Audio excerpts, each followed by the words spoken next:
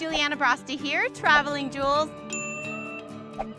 Right here in northwestern Colorado, the Great West is the place to slow down and take it all in. We're headed to the Flat Tops Wilderness and Meeker and Rangeley. An adventure here has surprises around every corner. Wow, it's beautiful up here. Who doesn't love the wilderness? The adventure begins in one of two Colorado small towns on either end of the Flat Tops Trail, Scenic and historic Byway. On one end, you have the ranching town of Meeker. The Meeker Hotel and Cafe is definitely worth a visit. Whoa, I heard they have a lot of mounds. So many. That one's a porcupine. That one's a fox, elk. Now I feel like I've seen it all. But I'm kicking it off right here in a town that began as a hunting camp. All right, I just arrived in Yampa. This town is super cute. Gonna stop into the ranger station to get a little bit of information. All right, I'm all set. I've got my maps. I've got some wonderful recommendations. I'm feeling lucky. I think we're gonna find some wildlife. I hit the road on an 82-mile one-way journey, a dirt and gravel road less traveled. Yampa 17, 132 to 8. Yeah, got it. Let's do this. Much of the area is open rangeland. There's cattle in the road. They are all staring at me. That's not something you see every day in the city. All right, we gotta check this out. So this is Dunkley Pass Overlook, and over there is Pyramid Peak. This is the Pyramid Guard Station. It was built in 1934. I would stay here. I feel like I'm in a painting, a window into the wilderness. Because of the Wilderness Act in 1964, this area remains untouched by man. It's no wonder the Ute Indians call this place the Shining Mountains. I take a short detour and wake up off the grid, surrounded by nature in a remote pocket of northwest Colorado. This is Trappers Lake Lodge. Wow. So this is where I'm sleeping. This is one of the cabins.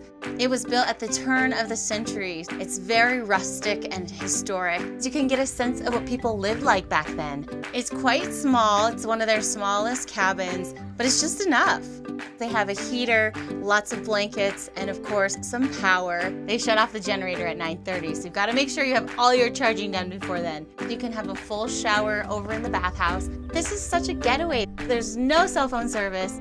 You're really just here with nature, and that's the beauty of it. I head over to the lodge for breakfast. The best way to start the day? Pancake. Just getting ready to go horseback riding today. Giddy up! Here at Trappers Lake, there are many outdoor activities and trails to explore. I'm saddling up to get a lay of the land the old-fashioned way. The white horse? Hi, what's your name? Snowman. You know, my name is Brosti. Sounds like Frosty the Snowman. This way. Hey, I didn't say you could eat hay. Come on, Snowman. You can venture out for a few hours or a full day.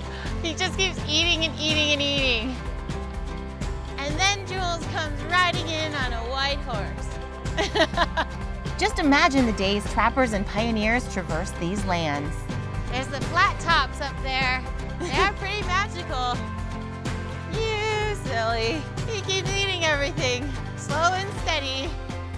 What makes the wilderness so special is that they don't allow bikes, machines, motors. You have to go by foot or by horse.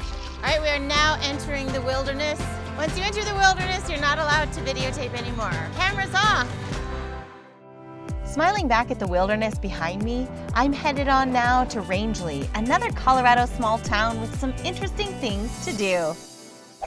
First stop, I'm headed south to explore the Painted Canyon, Canyon Pintado. Aha, I'm just getting a lay of the land. Okay, so we're at the south orientation point. We'll be going to 8 different sites along the 15-mile stretch off of 139. Okay, here's the first one, Waving Hands Recreation Site.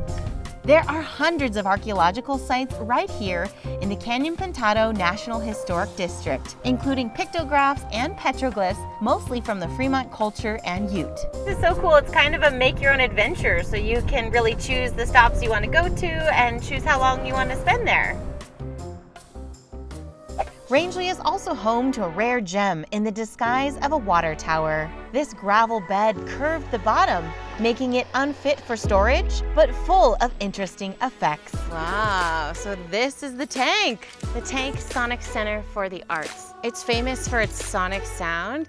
This used to be a water tower and it kind of failed at its job. People today use it as a secret recording space because of its unique sound. Shall we go inside? Wow. Hello. This is so cool.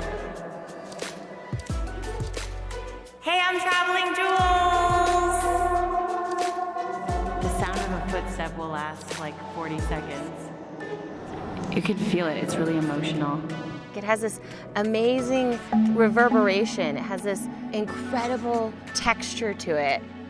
When you first walk into the tank, you experience immense feeling of reverb and wonder. Yeah, like a sense of awe. Yes. Yeah, it's like you're experiencing your human senses for the first time. There's also a recording studio in case you want to take your session home as a souvenir. Keep your eye on the calendar to catch a jam session or live performance. The tank is like an instrument itself. You have to go by what works in there and slow it down.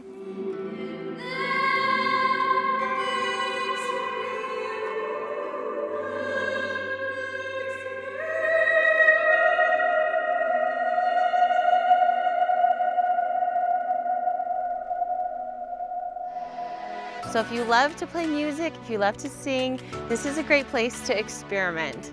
And on Saturdays, you can come and experience it for free. The sound of the mighty tank is just really out of this world. Who knows what else is hiding here in Colorado? I guess you'll have to come see for yourself.